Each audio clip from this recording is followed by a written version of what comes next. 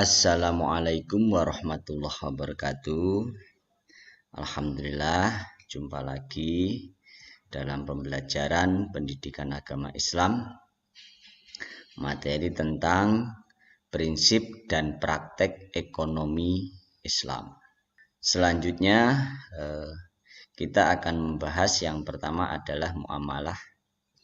Menurut etimologi itu berasal dari kata muamalatan, bentuk masdar dari amalah yu'amilu muamalatan, yang artinya saling bertindak, saling berbuat, dan saling mengamalkan. Pengertian muamalat itu dibagi menjadi dua. Yang pertama pengertian secara luas, yang kedua pengertian secara sempit. Kalau secara luas mencakup munakahat atau pernikahan, warisan atau ilmu faraid, politik, pidana. Selanjutnya dalam pengertian sempit itu hanya tentang ekonomi atau iqtisadiyah. Ruang lingkup fikih muamalah itu banyak sekali ya. Ini digambarkan ada 43. Namun kita tidak akan membahas sebanyak ini ya. Untuk ruang lingkup di era modern dalam muamalah itu ada perbankan, asuransi, pasar modal, dan seterusnya ya. Berikutnya belajar ilmu muamalah itu hukumnya wajib, tetapi untuk menjadi ahli itu hukumnya adalah fardu kifayah. Berikutnya macam-macam muamalah, yaitu yang pertama adalah jual beli ya. Dalam jual beli itu ada dalil, ada pengertian, dan ada rukun.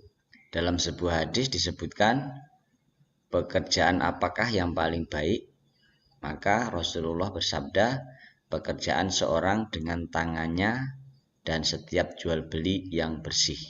Jadi kalau ditanya pekerjaan yang baik itu apa, adalah pekerjaan yang dihasilkan dari keringat sendiri dengan cara yang baik.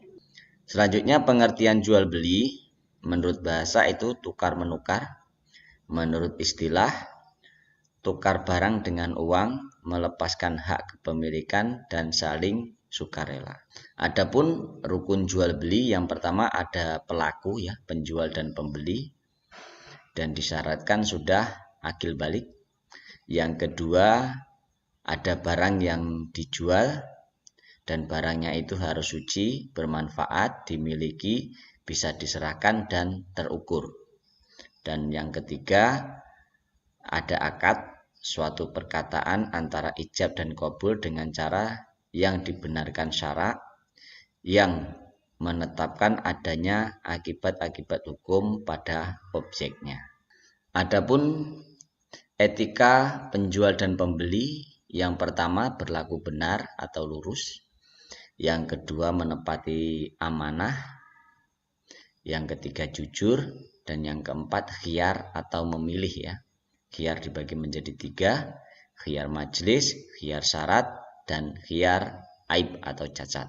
Selanjutnya penjelasan dari macam-macam khiyar. Yang pertama khiyar majlis, yaitu hak pilihan ketika di tempat jual beli. Hak menentukan pilihan bagi kedua belah pihak antara penjual dan pembeli untuk melangsungkan jual beli atau membatalkannya, selama masih di tempat atau majelis jual beli. Apabila keduanya telah berpisah dari majelis akad tersebut, maka hilanglah hak khiyar ini sehingga perubahan tidak dapat dilakukan lagi. Yang kedua khiyar syarat, kedua orang yang sedang melakukan transaksi jual beli mengadakan kesepakatan menentukan syarat, atau salah satu di antara keduanya menentukan hak khiyar sampai waktu tertentu. Maka ini dibolehkan meskipun rentang waktu berlakunya hak khiyar tersebut cukup lama. Yang ketiga adalah khiyar aib. Hak untuk membatalkan atau melangsungkan jual beli bagi kedua belah pihak yang berakad, yaitu penjual dan pembeli, apabila terdapat suatu cacat pada objek yang diperjualbelikan dan cacat itu tidak diketahui pemiliknya ketika akad berlangsung. Instrumen jual beli dalam pasar yang pertama yaitu salam atau pesan dengan uang lebih dahulu. Yang kedua isti'anah, pesanan dengan uang belakangan. Yang ketiga rohen atau gadai. Yang keempat murabbahah, menjual suatu barang dengan menegaskan harga belinya kepada pembeli dan pembeli membayarnya dengan harga yang lebih sebagai laba. Yang berikutnya adalah ijarah atau kontrak. Transaksi jual beli yang dilarang, yang pertama semua aktivitas investasi dan perdagangan atas barang dan jasa yang diharamkan Allah. Jadi tidak boleh jual beli sesuatu yang diharamkan. Contohnya jual beli manusia, arak, narkoba dan seterusnya. Yang kedua riba. Yang ketiga penipuan. Yang keempat perjudian. Yang berikutnya transaksi yang mengandung ketidakpastian atau horor. Berikutnya penimbunan barang atau ihtikar, monopoli, rekayasa permintaan, suap, dan seterusnya. Muamalah yang kedua yaitu masalah riba. Definisi riba secara bahasa adalah tambah atau az-ziyadah, berkembang atau an-nuwun, meningkat atau al-irtifa, dan membesar atau al-ulu. Riba adalah tambahan yang disyaratkan dalam transaksi bisnis atau utang piutang tanpa adanya padanan atau iwat yang dibenarkan syariat atas penambahan tersebut. Larangan riba sebenarnya tidak hanya berlaku untuk agama Islam, melainkan juga diharamkan untuk seluruh agama samawi. Dan riba termasuk dosa yang besar.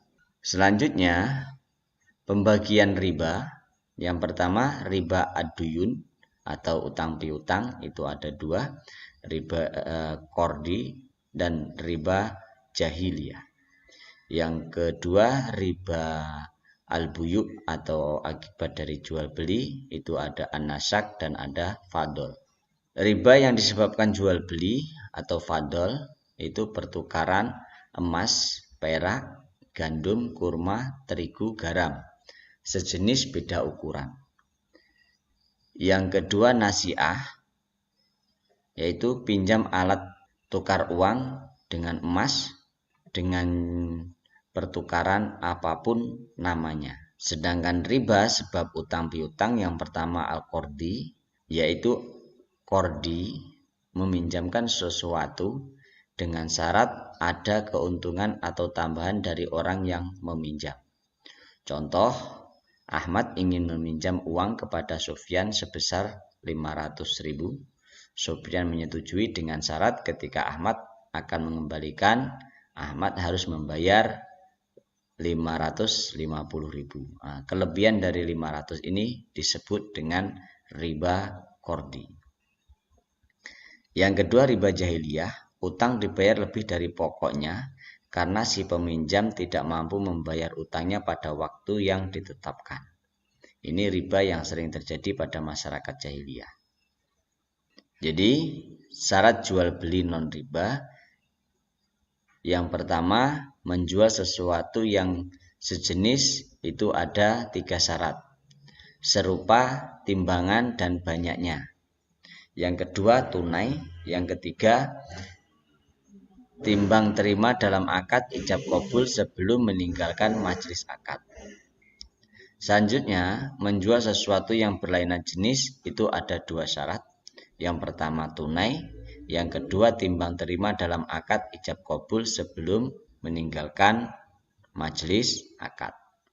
Berikutnya solusi untuk menghindari riba itu dengan cara mengubah transaksi yang supaya tidak riba kita rubah menjadi bagi hasil, supaya tidak riba kita rubah menjadi kredit langsung, supaya tidak riba kita jadikan transaksi gadai, supaya tidak riba kita jadikan transaksi hibah. Yang kedua dari pembahasan muamalah yaitu syirkah atau kerjasama. Pengertian syirkah menurut bahasa sekutuan atau kerjasama. Dalam istilah Islam, kerjasama antara dua orang atau lebih dalam bidang ekonomi untuk memperoleh keuntungan bersama. Itu adalah definisi syirkah. Landasan hukum itu Al-Quran surat An-Nisa ayat 12 dan hadis yang diriwayatkan oleh Imam Abu Dawud.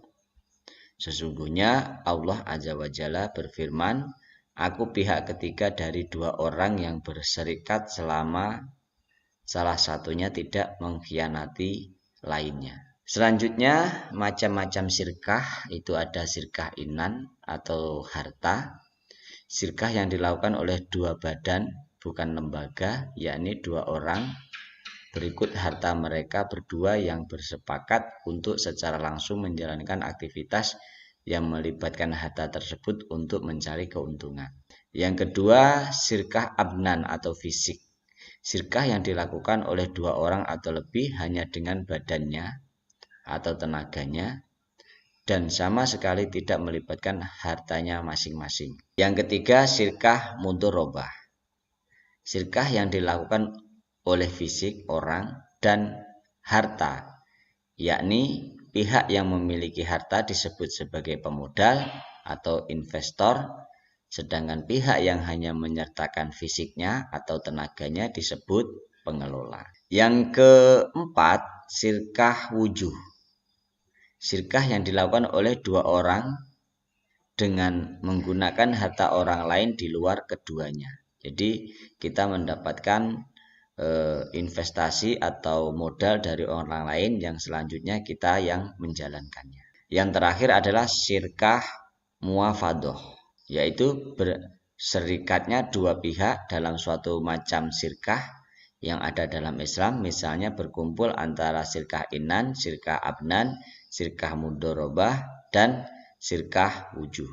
Jadi syirkah muafadoh ini perpaduan ya antara syirkah inan, syirkah abnan, mudharabah, dan wujuh. Selanjutnya, syirkah dalam pertanian itu disebut dengan musaqah, muzara'ah, dan mukabarah. Musaqah adalah bentuk kerjasama di mana orang yang mempunyai kebun memberikan kebunnya kepada orang lain atau petani agar dipelihara, dan penghasilan yang didapat dari kebun itu dibagi berdua menurut perjanjian sewaktu akad. Kalau muzara'ah adalah kerjasama dalam pertanian berupa paruan sawah atau ladang seperdua atau sepertiga atau lebih atau kurang, sedangkan benih atau bibit tanaman dari pihak petani. Yang ketiga adalah syirkah mukabarah, adalah kerjasama dalam pertanian berupa paruan sawah atau ladang seperdua atau sepertiga atau lebih atau kurang, sedangkan benihnya itu dari pemilik sawah. Yang keempat dalam bidang muamalah itu adalah perbankan ya. Jadi ada dalil, ada pengertian, dan ada rukun. Perbankan Islam yang lebih populer disebut dengan istilah bank syariah. Bank syariah adalah bank yang beroperasi sesuai dengan prinsip-prinsip syariah Islam, atau bank yang tata cara pengoperasiannya mengacu kepada ketentuan-ketentuan Al-Quran dan hadis. Syariah adalah jalan Allah seperti yang ditunjukkan oleh Al-Quran dan As-Sunnah. Adapun manfaat bank syariah, yang pertama, prinsip utama perbankan Islam adalah menghindarkan diri dan menjauhkan diri dari unsur-unsur riba dengan menggantinya dengan sistem bagi hasil dan pembiayaan perdagangan. Perbankan syariah yaitu agar lembaga perbankan dapat menghasilkan keuntungan dengan cara meminjamkan modal, menyimpan dana, membiayai kegiatan usaha atau kegiatan lain yang sesuai. Prinsip hukum Islam melarang unsur-unsur di bawah ini dalam transaksi-transaksi perbankan. Yang pertama, perniagaan atas barang-barang yang haram. Yang kedua, bunga atau riba. Yang ketiga, perjudian dan spekulasi yang disengaja atau maisir. serta ketidakjelasan atau manipulatif. Konsep pembiayaan Islami itu ada 5. Yang pertama wadiah, titipan dana. Yang kedua mudharabah, bagi hasil. Yang ketiga sirkah atau kerjasama. Yang keempat murabahah, penjualan oleh bank, pembelian oleh nasabah. Yang kelima qardu hasan atau pinjam lunak bagi orang miskin. Selanjutnya produk dan jasa lembaga keuangan syariah. Operasional bank syariah di Indonesia, yang pertama penghimpun dana, itu bisa berubah wadiah, titipan. Yang kedua bisa berubah mudharabah ya, itu tabungan atau deposito. Yang ketiga penggunaan dana, pembayaran wajar, pembiayaan utang. Yang ketiga jasa layanan perbankan, wakalah, pemberian kuasa, hawalah, anjak piutang, kafalah garansi bank, rohen atau gadai. Berikutnya pembahasan tentang muamalah adalah asuransi syariah. Yang pertama pengertian risiko. Suatu ketidakpastian akan terjadi peristiwa bahaya di masa yang akan datang, dan jika peristiwa tersebut terjadi dapat menimbulkan kerugian. Bisa kecelakaan, kematian, atau kebakaran. Jenis risiko itu yang pertama risiko murni. Kalau tidak terjadi tidak apa-apa, kalau terjadi rugi. Contoh, kerusakan harta karena kebakaran, gempa bumi, meninggal, sakit, atau cedera karena kecelakaan. Risiko spekulatif, kalau dilakukan bisa untung, rugi, atau break even. Contoh investasi saham, contoh jual beli valuta asing dan perdagangan atau berusaha. Pada umumnya hanya risiko murni yang dapat diasuransikan. Selanjutnya pengertian asuransi itu dituangkan dalam Undang-Undang Nomor 2 Tahun 1992.